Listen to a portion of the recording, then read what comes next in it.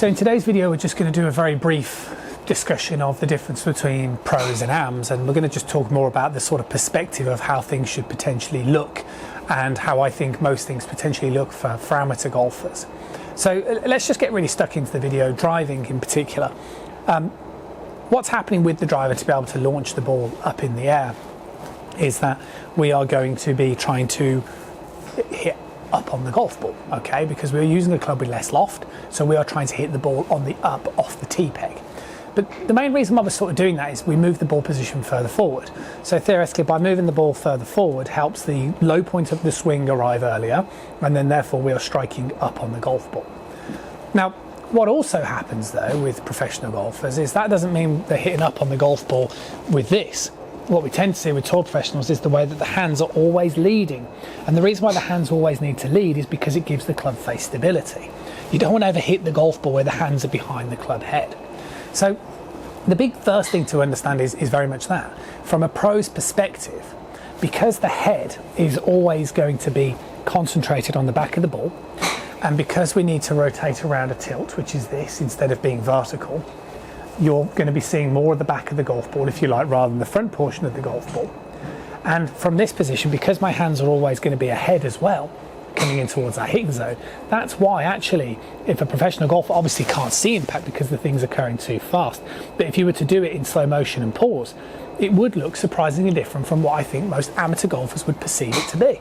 It would look like I'm personally producing less loft on the club face, so my hands are further forward, like so, and I'm concentrating very much on the back of the golf ball like this. Now, the big difference with amateur golfers is obviously they don't tend to pivot like professionals. Now, what I mean by this is amateurs don't tend to sort of turn around that tilt quite as well as a pro does. Tend to do things like, you know, have a little hiccup in the downswing here and there. So that's the first thing. I tend to see most golfers tend to fire this trail hit forward first and foremost, and that sort of changes the orientation of your body rather than sort of understanding to kind of keep this head back. A lot of amateurs tend to move this way. And then obviously that's going to change your perspective of the golf ball quite dramatically. And the other problem is when you lose that sort of tilt, you're going to have to save it by sort of chicken winging it, and that's why a lot of amateurs end up sort of returning into an impact position which looks more like so. So the arms are starting to fold, the club head is being delivered with more loft, okay, like so. The hands are behind the ball in this hitting zone, and the through swing looks equally quite chicken wingy as opposed to more sort of this way. So what I'm trying to do on the channel is a blend of things. I'm trying to do some videos where I talk very much about specific movements, you know, so I talk about exactly how you should be trying to move in a particular drill or sequence. But what I also like to do is I just like to sort of talk about these sort of things, because sometimes by just sort of questioning what you think you know about hitting the driver and going, well, I should hit up on the ball, but you don't want to hit up on the ball like this, you want to hit up on the ball like this.